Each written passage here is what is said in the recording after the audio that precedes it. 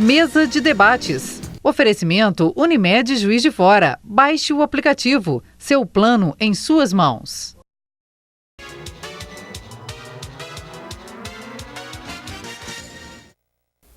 Estamos de volta para o segundo bloco da mesa de debates de hoje. Fabrício, quais são os prédios e obras tombadas que o juiz forano não tem muito conhecimento?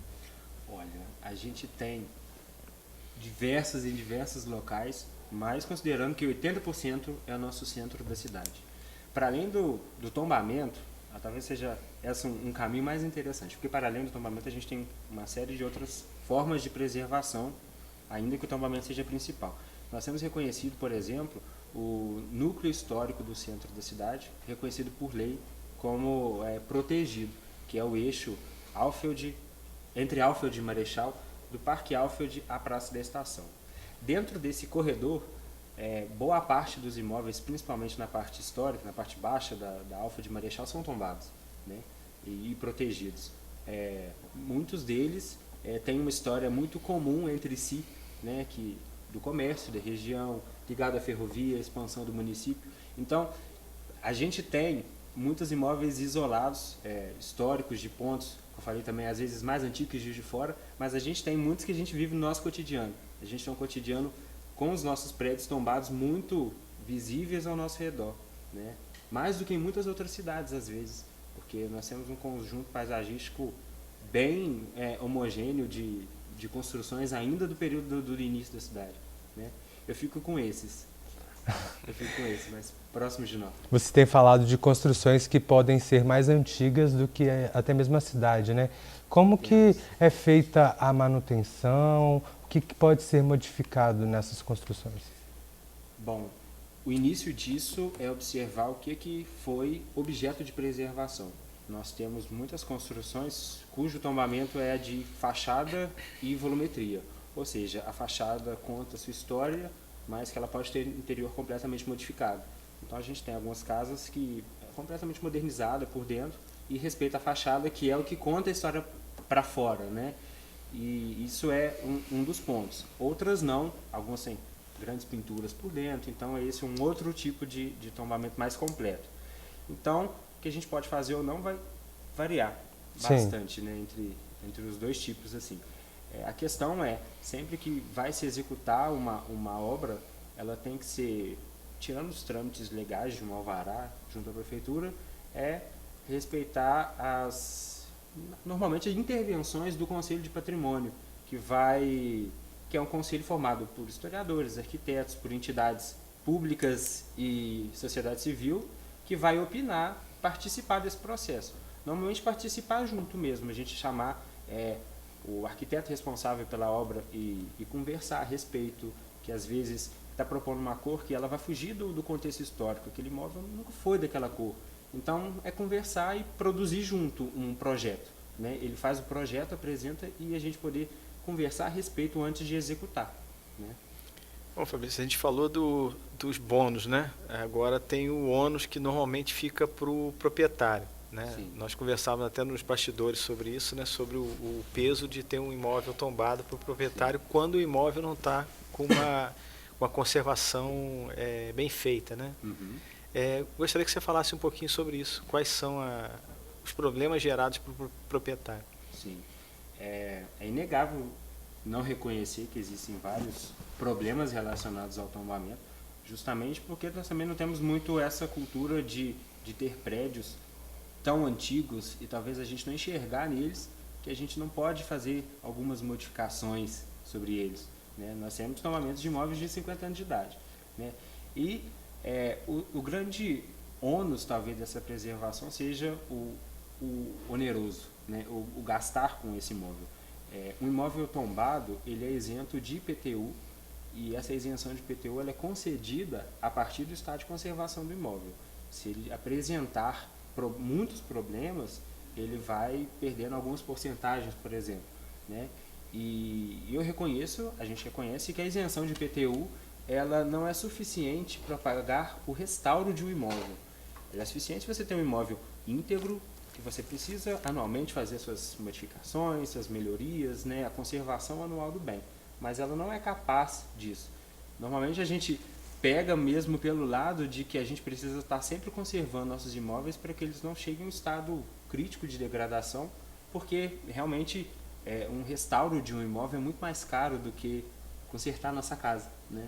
Normalmente é muito mais difícil. Pode ser em relação a pequenas mudanças. Os prédios, eles mudaram muito suas funções ao longo dos anos, né? Prédios centenários. Isso é uma coisa que esse tombamento prevê, o mudo do uso, a mudança desse uso, esse imóvel ele pode ser vendido, como que isso pode ser feito? O tombamento, isso é um grande mito sobre essas coisas. O tombamento, ele não interfere na propriedade privada da pessoa, ela tem direito de venda e, na maioria dos casos, ele não interfere no seu uso. Eu digo na maioria dos casos somente porque a gente não tem eu digo prefeitura, ninguém tem o direito de intervir no que você na forma como você utiliza seu imóvel, mas às vezes ele foi projetado para uma coisa que, se você destoar muito daquela função, você não consegue nem atingir seus objetivos, né? Mas o uso é completamente livre do proprietário ressignificar e transformar justamente a realidade de um novo tempo, né? Uhum. Desses 191 imóveis protegidos na cidade, bens protegidos, como está o estado de conservação desses imóveis? Olha, eu considero que, no sentido da integridade, né, de risco de queda, nós podemos considerar que a gente tem quase nenhum a respeito. E aí, sobre as questões mais relacionadas aí às fachadas precisando de restauração, intervenção, aí os números vão aumentando, né? A gente tem muitos casos visíveis aos nossos olhos, então, que nos chamam muita atenção. Mais perto de uma lista de 190, a gente até no todo tem a maioria dos imóveis em um bom estado de conservação, né? Mas nós temos muitos casos, como falei, visíveis aos nossos olhos que nos incomodam. Talvez esse seja o nosso maior problema, porque a gente sabe que são grandes problemas, que muitas vezes os proprietários não têm o recurso suficiente e a capacidade de participar disso está em oferecer o nosso auxílio para a execução do projeto. Mas eu não tenho condições de oferecer projeto para 190 imóveis. Então a gente tenta ajudar no que a gente pode, né? A gente tem um setor para isso, mas tem que ser um trabalho coletivo, né? O tombamento é um fator que vem do poder público para preservar, mas é um fator coletivo, tem que ser visto por todo mundo de uma maneira igual, né? Uhum.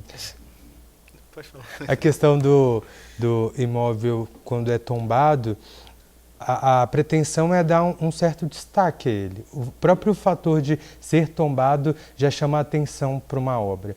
E a gente sabe que existem problemas, às vezes, de manter, se o que é chamado a atenção é a fachada, de manter nas normas que são necessárias, mas eu fico pensando se a questão é dar destaque e visibilidade para esses imóveis, a região, essa área envoltória, assim, ela também conta, vocês também analisam as obras que são feitas ao entorno desses prédios e imóveis tombados? Sim. Para esse caso, eu vou dar... São duas coisas que eu acho que entram nesse assunto. A primeira é sobre dar os destaque aos imóveis. Por exemplo, letreiros, propaganda em imóveis tombados, existe uma lei específica para eles.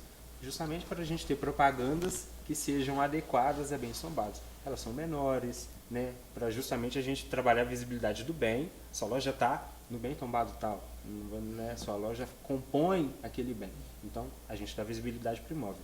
E sim, tudo que está no entorno passa pela aprovação habitual da Secretaria de Atividades Urbanas, mas consultando o setor de patrimônio que fica na FUNALF, né? Que é um setor que dá suporte ao Conselho. Também não é monocrático no sentido da DIPAC, da Divisão de Patrimônio. Normalmente essas demandas chegam para a DIPAC, que no seu corpo técnico analisa, leva ao Conselho, que esse sim vai opinar e a gente vai executar as determinações deles. É um trabalho de todo mundo participar, né? E sim, por todo o entorno de um bem tombado. Principalmente deste conjunto, ainda que você não tenha um bem tombado, você pode sim passar, ter seu imóvel submetido a uma análise da divisão de patrimônio pela área onde ele se encontra mesmo. Esse número de 190 191 bens tombados, é suficiente para contar a história da cidade ou tem muito mais coisa a ser feita em relação a isso? Essa é uma boa pergunta. Você pode responder daqui a pouquinho? Posso. A gente vai para mais um rápido intervalo último do programa de hoje, já voltamos.